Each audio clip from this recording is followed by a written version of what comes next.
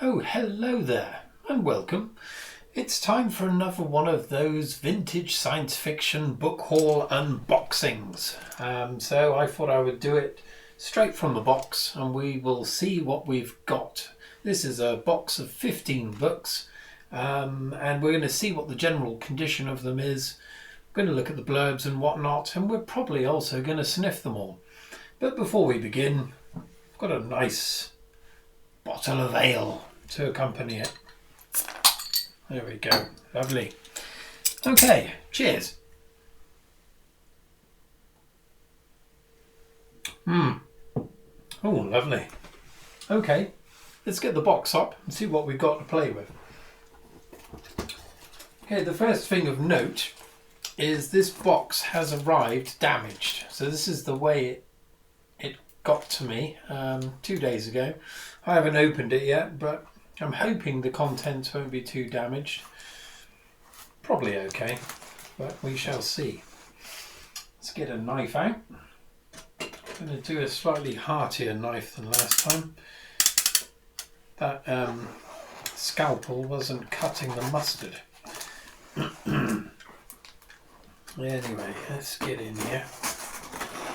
It's much better.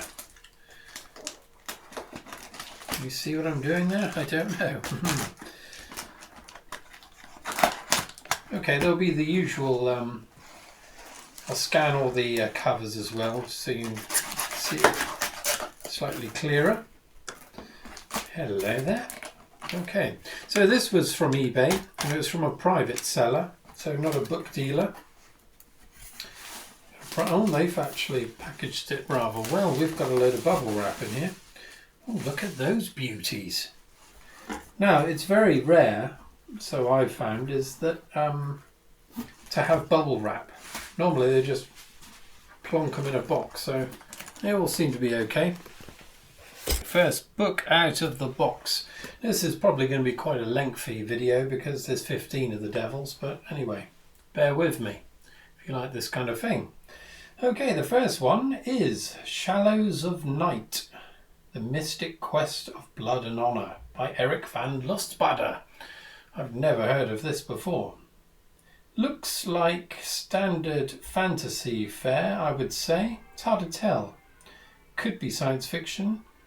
Got some kind of ice world and perhaps, I don't know, a quasi-Viking ship trying to do battle with it. Might be able to hear in the background there's some bell ringing going on. The local church, it's their practice night, so we're going to have bells ringing all the way through this, if you don't mind. But anyway, there we are. Nice cover. Published by Star. I haven't heard of them. Yeah, the spine has some light creasing. This little devil has been read, which is promising. Okay, well, this is the second volume in the magnificent Sunset Warrior sequence. I won't bother reading the blurb of this one if it's dealing with a sequel, but there we are. Yeah, it seems quite nice so far, the interior. Okay, that's the other copies there of the series. So we're going to have to get the Sunset Warrior next, it would seem. Okay, so this edition is published in 1981, so it's over 40 years old. It's dedicated for all the heroes. Lovely. Don't know if I'm included in that. Quite nice condition, actually. No marking of any sort. No hidden banknotes, unfortunately. No back matter. The spine is coming away very slightly. The glue's dried. It's gone that kind of brittle, so the pages may start flinging out of it at any moment.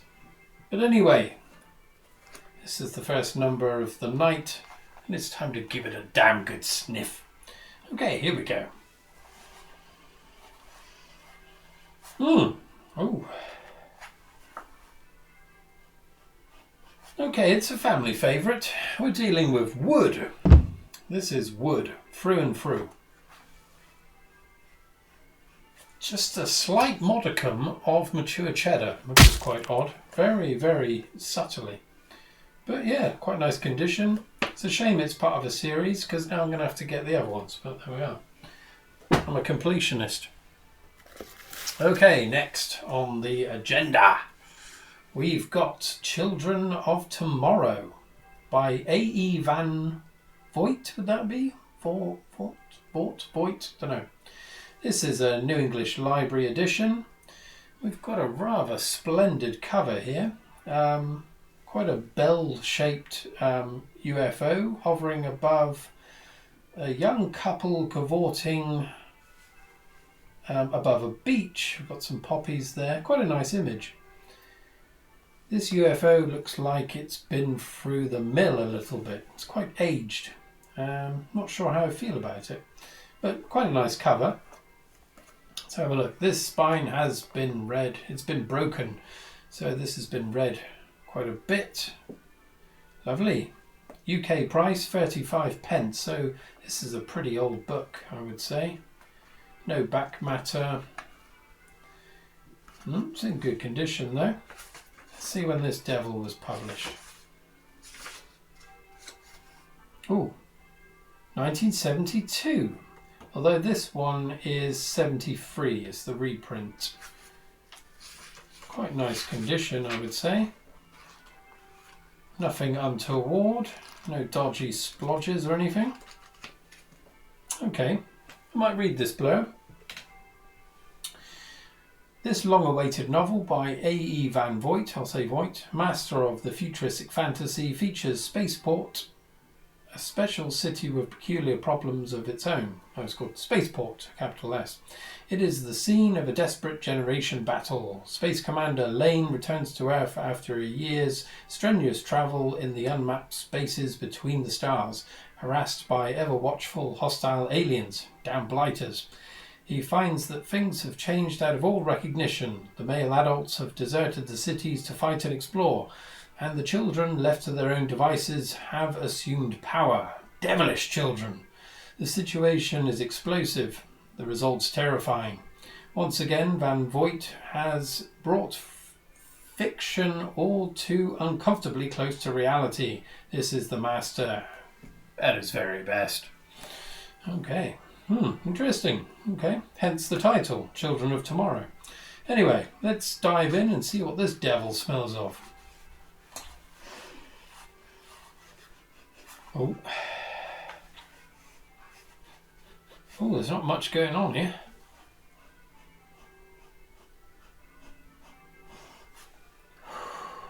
Oh, it reminds me of the kind of cardboard backing you get on a piece of sandpaper.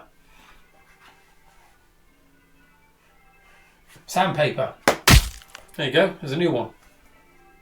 Not much going on though, definitely sandpapery though. Okay, next. Oh, hello. Right, this is the only book of the collection that I already own. So this is Rendezvous with Rama, an absolute classic. I reviewed this on my channel. If you want to check that out, I gave it 5 out of 5 because it's a beauty. Okay, this is published by Pan. Spine looks in good condition, but it's canted to one side, so this has been read, I would say. Otherwise, very nice condition. Yeah, I won't read this because we all know about Rama, I would hope. Let me know if you don't know about Rama, and I'll sort you out. Okay, we've got a few adverts at the back for other books. Let's see what the other edition I've got is a 1999 print. This is a 1974. Lovely. Okay, there's a bit of this book's been dented here and it's gone through all the pages. I can't imagine it's been thrown across the room in disgust because it's an absolute beauty. Okay, let's have a sniff of Rama. Okay, that's a decomposed leaf.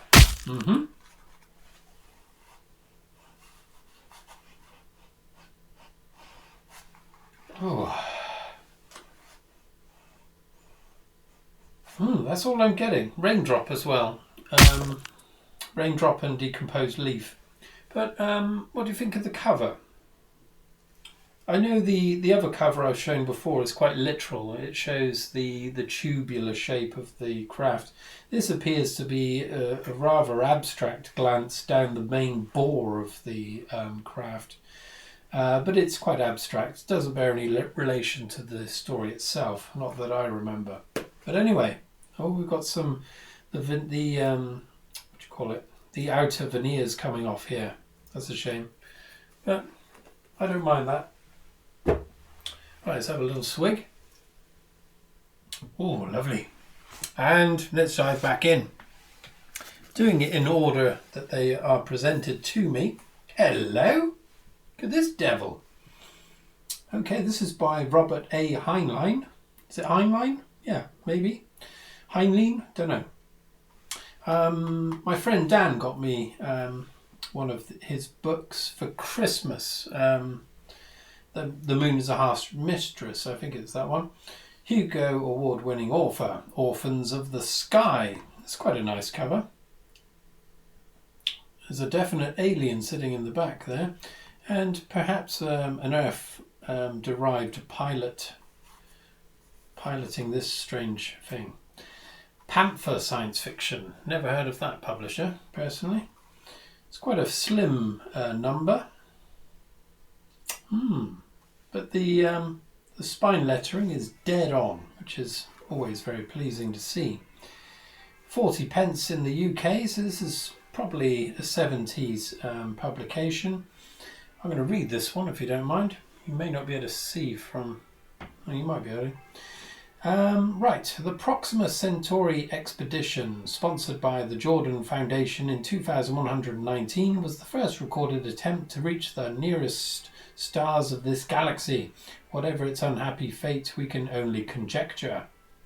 A whole society, complete with a strange savage religion, superstitions, mutant outcasts, rigid class structures, and an agricultural barter economy, hurtles through the void. It is an epic voyage whose purpose has long been forgotten. Hugh Hoyland's innate curiosity impels him to undertake his own voyage of discovery, but he doesn't realise the implications of the truth about the ship, his world, until it's too late to turn back.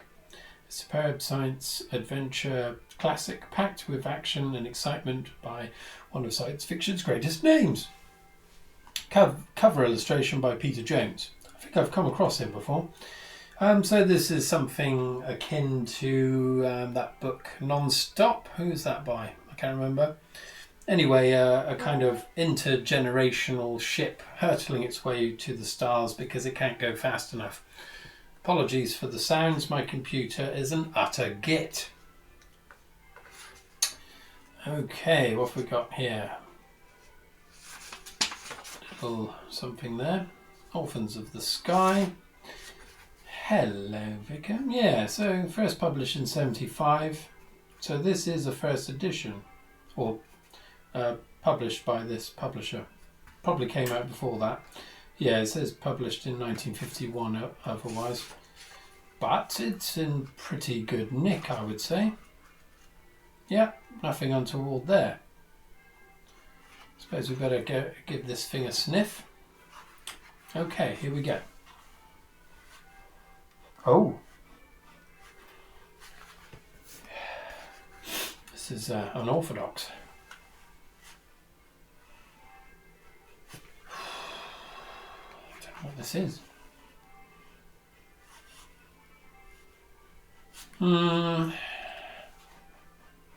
Kind of an old varnish smell, I would say. So we're dealing with old tabletop or perhaps old piano lid. Yeah, so varnishy, I would say. But yeah, nice cover. Good condition. Oof, here we go. Oh, hello, it's a Michael Moorcock. The Mad God's Amulet, Volume 2 of the Runestaff trilogy. Now, if that's not fantasy, I don't know what is. It's a rather splendid cover. Quite graphic, really, in its style. airbrush, I would say. High contrast. This could be the Mad God, and this is the entrance into his abode. Looks bloody horrid. Okay, this has been read. The spine has a concave shape to it. Looks like it's, I don't know how that's achieved. Been bent in half, no doubt, by some brigand. Okay, 30 pence in the UK, so another 70s publication, I would say, or print. One Man Against the Darkness. I don't know if I want to... I'll read it just for the hell of it, but I don't normally read the blurbs of sequels, but there we are. Having braved incredible dangers and hardships and wearied by his battle against the science sorcery of the Dark Empire, Dorian Hawkmoon, bloody lovely name, was returning to his adopted homeland of the Camargue, but even worse awaited him. His betrothed Ysilda had been abducted by the Mad God, absolute bastard, an evil sorcerer who had usurped the red amulet of the rune staff. The amulet gave the power of the rune staff itself to its possessor, and the Mad God was perverting that mighty power to his own unimaginably evil ends. Even as the destructive shadow of the Dark Empire spread across the world, Hawkmoon knew that only he could rescue Ysilda and the red amulet from the Mad God. But had he, a man, the power to overcome a god? One would hope so. Okay, lovely condition. Everything is where it should be here. This appears to be... Could be quite a long running series. I've never read anything by Michael Moorcock myself. Okay, 68 originally, 1968, but this is a 1972 edition. So I first encountered Michael Moorcock because of my love for the early work of the illustrator Rodney Mathews, and he did some quite famous illustrations for the Elric novels. And I've got a print of his Illian of Garathorm, which is from one of the Moorcock books.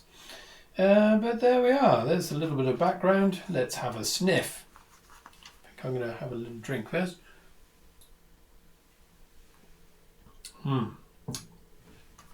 Okay, in we go. Oh my. Yeah, so, crikey.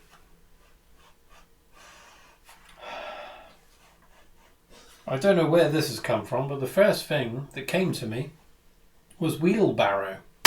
Now, my dad, he's always had wheelbarrows because he's a gardener. So I'm wondering if this is a childhood memory of a fragrance associated with a wheelbarrow. Wheelbarrow. Soil, but a metallic tinge, shall we say. Okay, there we are. Right, that's 4 down. We've got loads left yet. Okay, next. Hello, it's our old friend Asimov, Isaac Asimov. The Stars Like Dust, another Panther publication. What a lovely cover. This looks like Chris Foss, don't you think? Let's have a look. Chris Foss. He's always there, isn't he? Crikey, he must have done no end of illustrations during the 70s and 80s.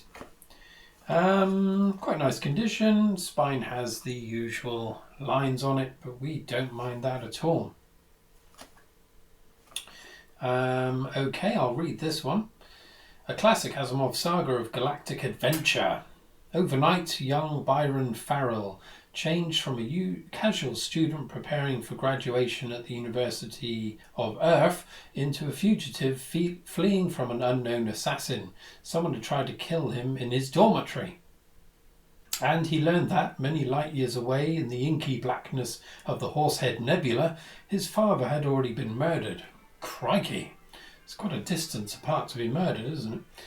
The mystery took him deep into space, where he found himself in a relentless struggle with the power-mad despots of Tyran. The tyrannical Tyranians. From now on, it was a case of death or freedom for the galaxy. The Stars Like Dust is an Isaac Asimov classic of galactic intrigue and adventure to rank alongside The Naked Sun and The End of Eternity. I read The Naked Sun and I featured it on one of my other videos. Okay. Yeah, everything looks fine on the sides of this book. Yes, this is coming away slightly here, but I don't mind that. Okay, right. Published. Look at this, Panther, Frogmore, St Albans. Frogmore, nice. 1973, another 70s print. Lovely. Quite small typeface. Not keen on the small typefaces, but they use them a lot in the older books to cut down on costs. Okay, other Panthers for your enjoyment. Lovely. Naked Sun, yeah, other. Lovely. Okay, let's have a brief flick through.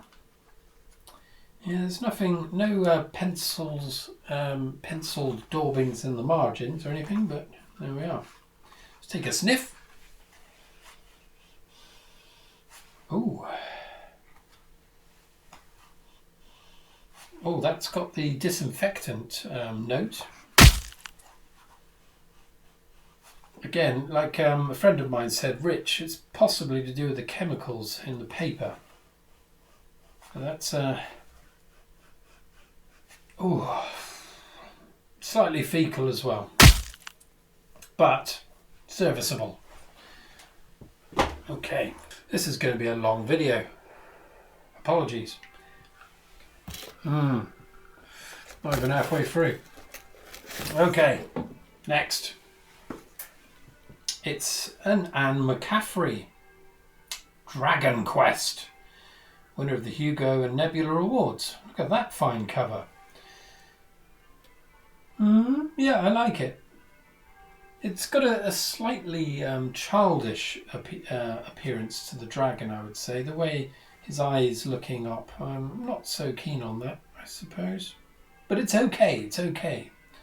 I've never read anything by Anne McCaffrey. I used to encounter her books in the local library as a child. I tried to read one once on the strength of the cover, but I found it inaccessible. But then I was a child. But I know she normally does things, it's the Pern, isn't it? Dragons of Pern or something. She loves dragons. This is sacrilegious, I suppose, but I'm not really keen on dragons. Anyway. This is published by Sphere. Spine's got lines on it. It's been read, lovely. Let's read this one.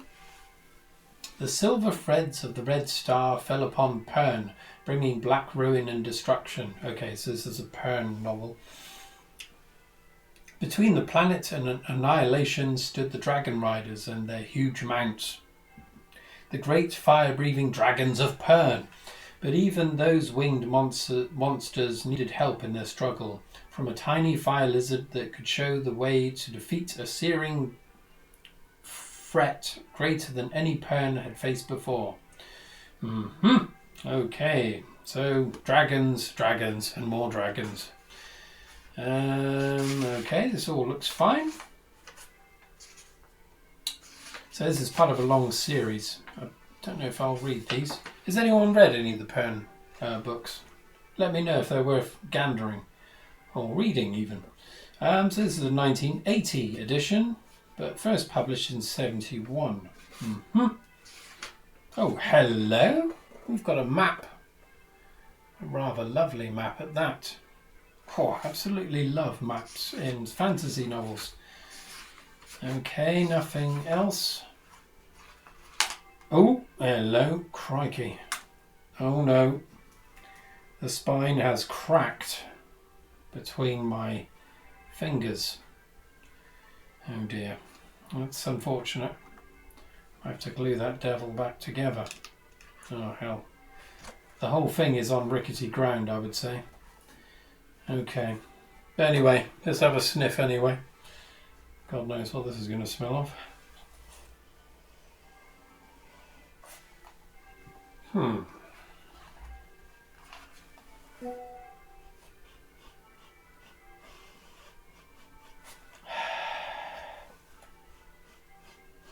smells of the void, insofar as it has absolutely no scent. That's very strange, especially for an old book.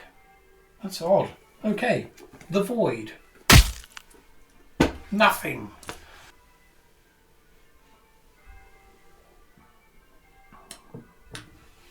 Okay, on to the next. What do we have here? Oh, hello. We've got an Edgar Rice Burroughs novel, Pirates of Venus. Okay, so I've started collecting these. I've ordered one other one, so I'm going to try and... That's another series I'm going to start collecting. I can't help myself.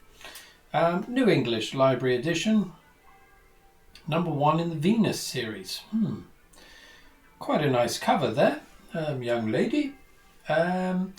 Definite 70s style, I would say, the way she's posed and illustrated, I would say. Got some dents in the front cover. The spine is jaunty, so it's been read. Back's fine. 40p, another 70s one, no doubt. Okay, let's read this. I don't really know much about these books, other than that they're often compared to the John Norman, the Gore ones. But that's about all I know, really, without the BDSM dodgy stuff in it. Okay, Carson Napier had plotted his course to Mars with the greatest care. His rocket ship was the very best that human ingenuity could devise. He was as well prepared as any man could possibly be. Drinking ales probably wasn't a good idea. His only fear was that some inconceivable factor might interfere and drive him to another planet, perhaps the inhospitable Venus. All astronomers agreed that it could have no oxygen and no life, and a surface temperature that could melt lead. During his solitary flight, the impossible happened. Carson Napier found himself heading for the barren world of Venus, and that was just the beginning of his adventures. Yes, because one would assume he probably landed and instantly melted into a puddle of blood. But there we are, the dodgy knowledge of these early books, which is understandable. I mean, we can't be naughty about this. Look at this, Well, the copyright is from 1932. Is that where it was first published? I don't know. Well, that would understand the dodgy science relating to Venus, but reprinted in 1964. So this is a very old story, it would seem. And this edition is 1972. Got a very discernible yellowing around the edges of the pages. Sadly, there's no names or anything handwritten. I love encountering those in old books. Lots of New English Library books there. Okay, that's all we've got. Okay, let's have a sniff.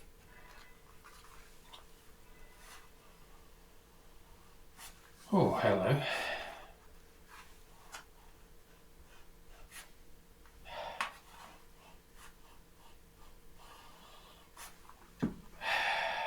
Again, we've got... There's not much going on with this one. This is very odd.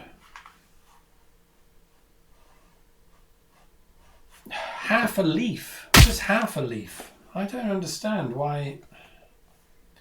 I can only imagine they've been very well stored and so they haven't had time to decompose, perhaps. There we are.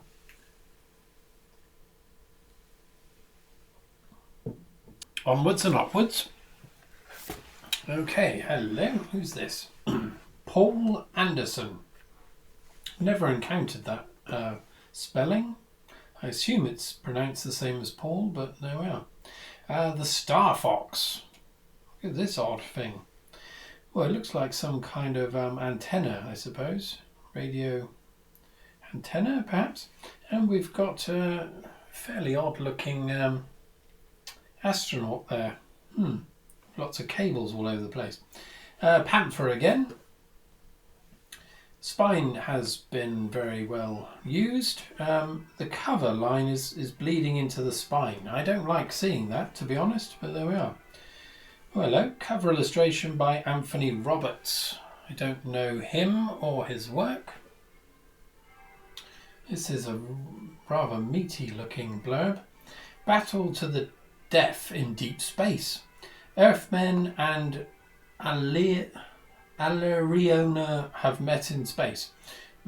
Earthman and Arioli have met in space. Neither side can afford to let the other get too strong. The Arioli have captured the human outpost New Europe and claimed that all the inhabitants were killed. The World Federation on Earth seems committed to peace at any price, but there are those, among them ex-Navy Captain Gunnar Heim, who know that appeasement will only lead to further Arioli aggression. Heim believes that there must be a showdown now, before it's too late. Heim and his crew and volunteers take off from Earth in the Star Fox and prepare for their hit-and-run battle. Okay, so it's a kind of an action-adventure set in space, one would presume. Sorry about the mispronunciation of that alien race, but I just couldn't get my teeth around it. Okay, originally published in '64, it would seem, and this is the 1975 edition. I'm sorry, you may not even be able to see any of this. They've got the camera a bit higher today, but there we are. I'm reading it for you. Condition of the interior is agreeable. It's quite nice. Nothing untoward. Got the usual, lots of Isaac Asimov there. In the back, various other books. Let's have a sniff. Oh. Okay, we've got Raindrop. Ooh, pipe tobacco. Quite a... I don't think it's been in a smoky... It may have been, but it's got that really pungent aroma of strong pipe tobacco. Quite a nice number, that. Fruity. Okay, there we are. The Star Fox. A bit more beer. Hello. This is quite a chunky number. Ooh. The Golden Talk by Julian May. Book 2 in the Saga of the Exiles. Okay, so we've got another sequel here. Some kind of bird, perhaps a kestrel, holding a golden, looks like an Alice band, I would say, and the carcass of a long dead creature. Nice waterfall in the background. Quite like that cover. Published by Pan. Okay, the spine's okay. Yes. Okay, £1.75. This is going to be an 80s print. I'm not going to read the whole thing, but I'll read this little bit here. Exiled beyond the time portal into a world of 6 million years before, the misfits of the 22nd century are enmeshed in the age-old war of two alien races. In this strange world, each year brings the ritual grand combat between the Firvulag and the Tanu, possessors of the invincible mind-armoring necklet, the Golden Talk. Okay, so that's what it is. A Golden Talk. Lovely. Not sure if I'll be reading this one.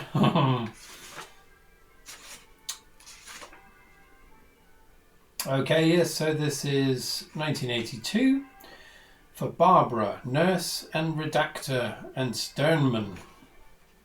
I don't know what that means.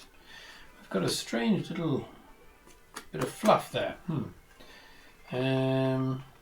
Yep, nothing untoward. Nothing... Oh, hello there. We've got some maps in the back. Isn't that a nice discovery?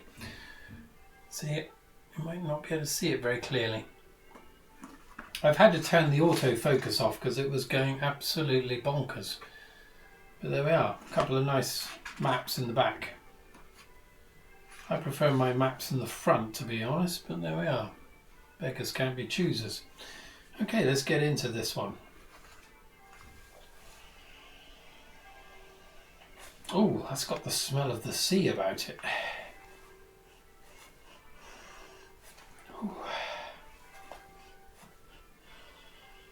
Oh, yes. Oh, definitely. That kind of smell you get sometimes when the sea's just gone out, the tide's just gone out. So it's kind of a bacteria, I think, that lives on the sand. It doesn't smell that pleasant, to be honest, but definitely, yeah, it's got that. So what would you call that? Seaside bacteria. Very nice. Okay, another drop of the amber. Absolutely delicious. Okay, the next one. Oh, hello. This one's called Restoree? I'm not sure. Never come across that word before. Restore with another E on the end. And McCaffrey again, author of Dragonflight. So she's usually hell-bent on dragons. This looks more of a science fiction number.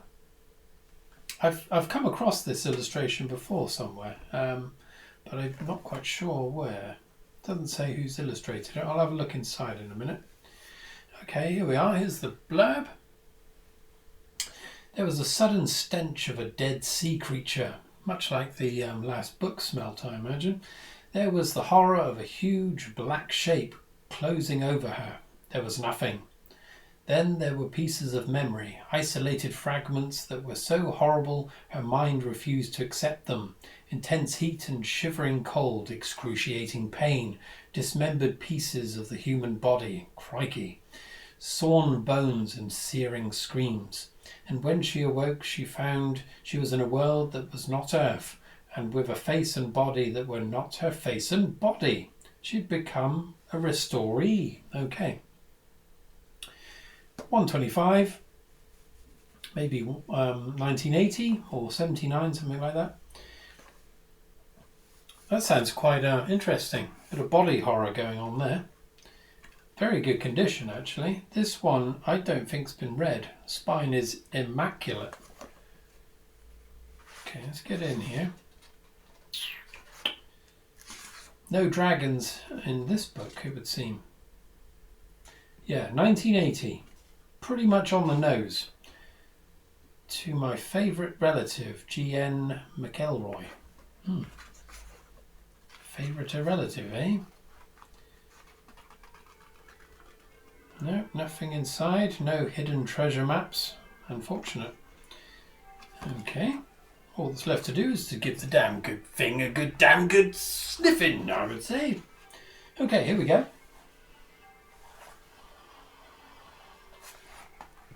Oh, this is one we've encountered before. Church pew.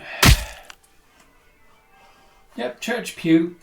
So wood, old wood, ancient varnish, slightly fecal, but very good condition.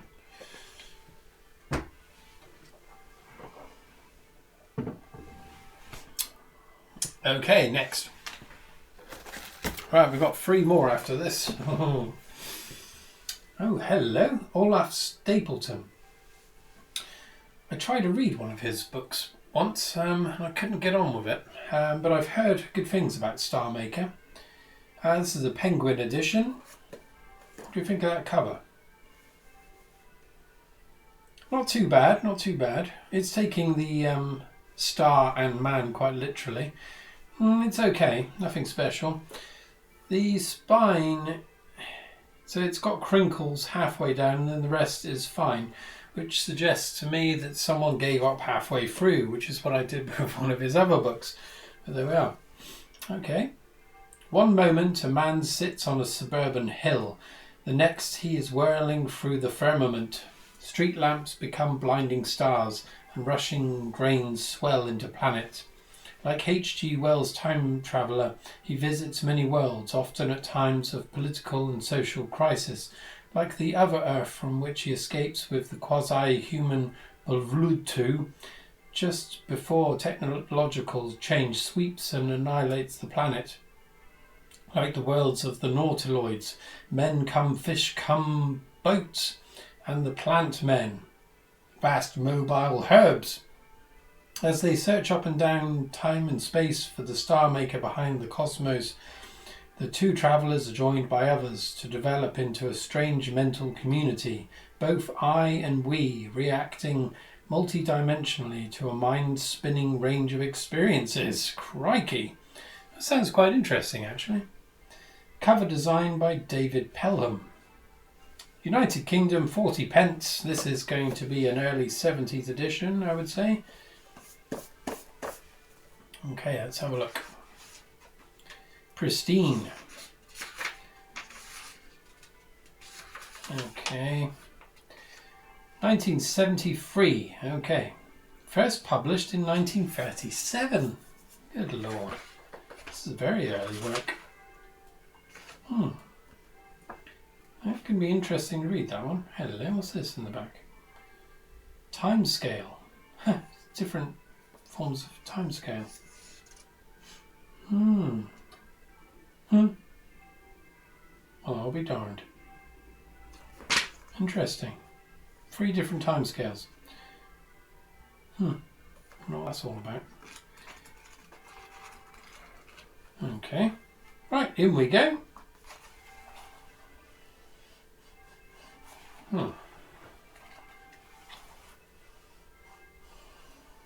Oh.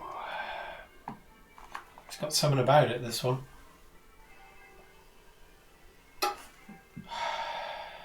Yeah, I think we may have encountered this one as well. Old Towel. So it's kind of like dead skin, perhaps. Dead skin, slightly fecal. Okay. Nice condition though, other than the spine. Here we go. Out of the Mouth of the Dragon by Mark S. Geston. Never heard of that before. I don't know what that's about. I'm not keen on the way this has been designed. The illustration isn't to my liking. It looks a bit basic to me. I don't know. The perspective of that is bonkers. Sphere. Okay, we've come across that before. Spine, slightly.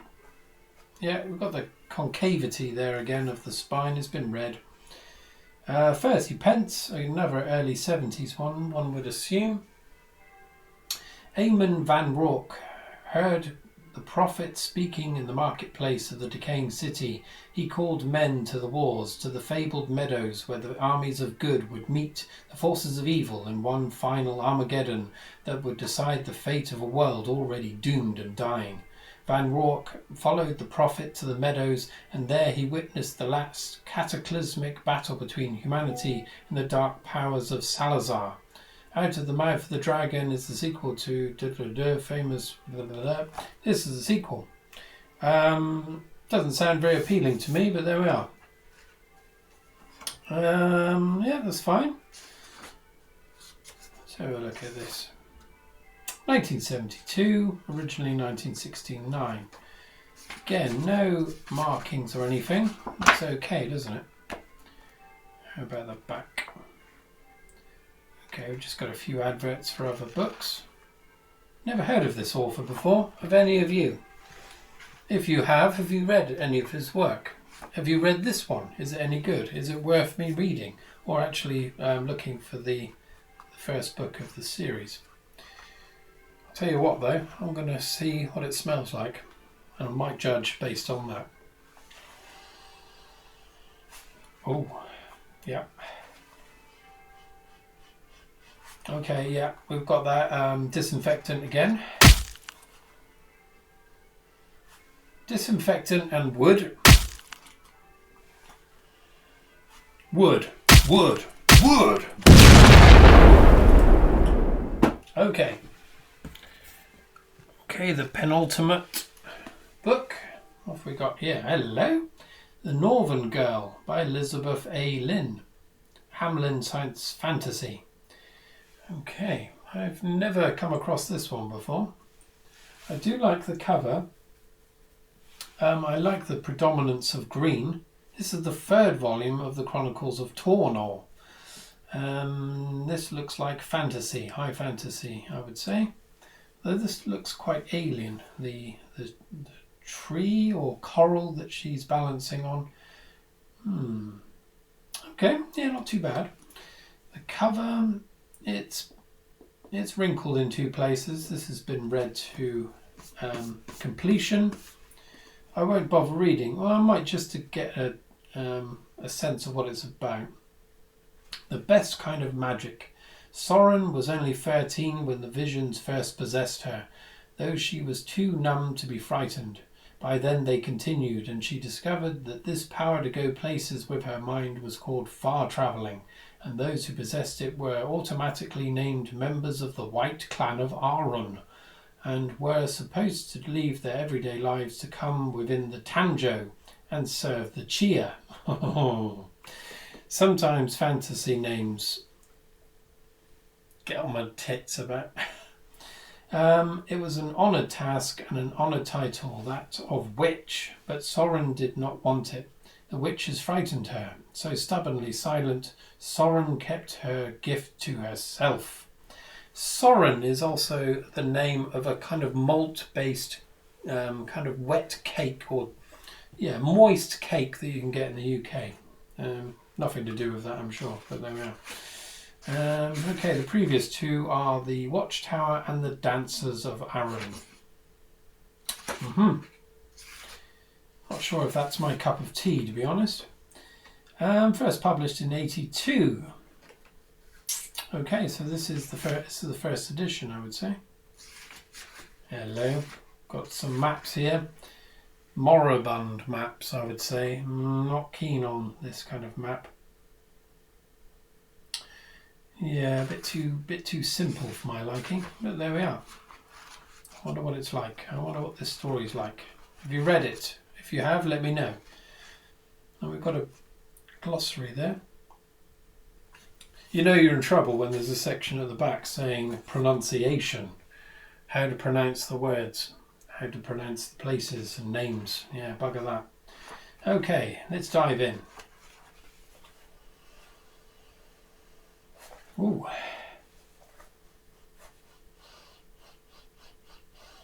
Oh my crikey Moses.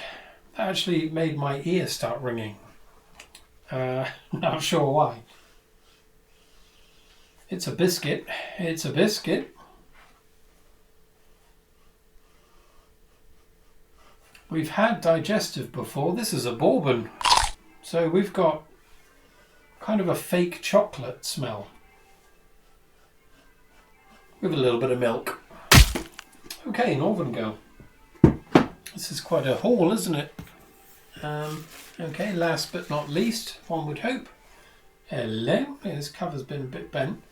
Space Relations by Donald Barr.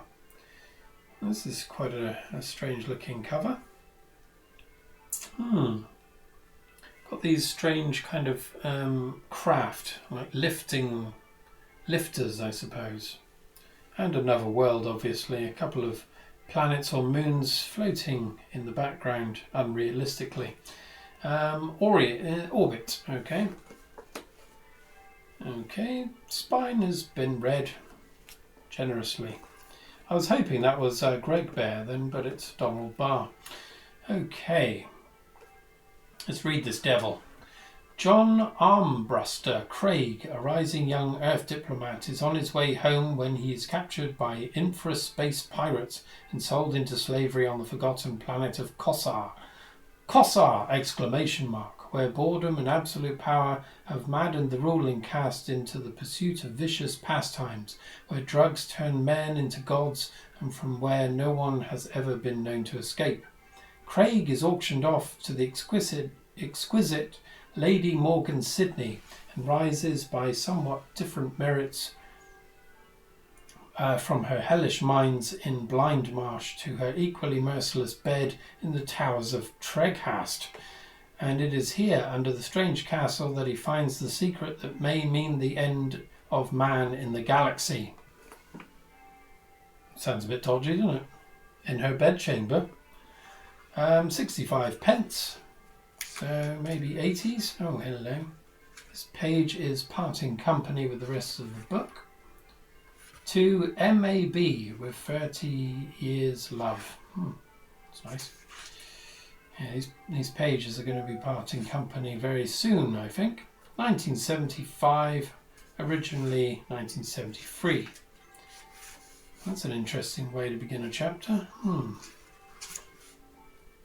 Naked, wincing, waiting, John Craig lay on his back on the cold examination table, his knees raised, his feet on either side of the big pedals, his hands palm up beside him in a thicket. No, it was a Gorgon's... I don't know if this is like a sexy book, I don't know. Who knows? Okay, last but not least, let's delve in.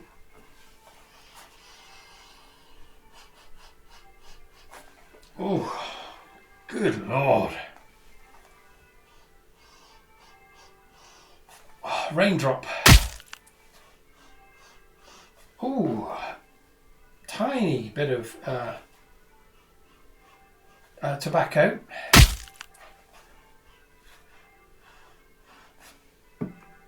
Oh. No, that's what I'm getting. Tobacco and raindrop. Okay, there we are. That's done. A veritable bonanza. Okay, there we are. Have you read any of these books? Would you recommend any of them? Of the ones you've seen, which would you like me to try and read and review? I'm open to suggestions. But anyway, until next time, dear friends, I'm going to finish my ale and sniff some more books. Okay, cheerio.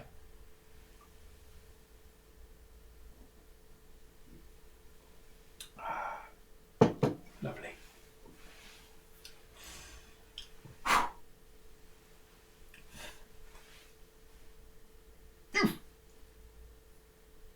Bastard.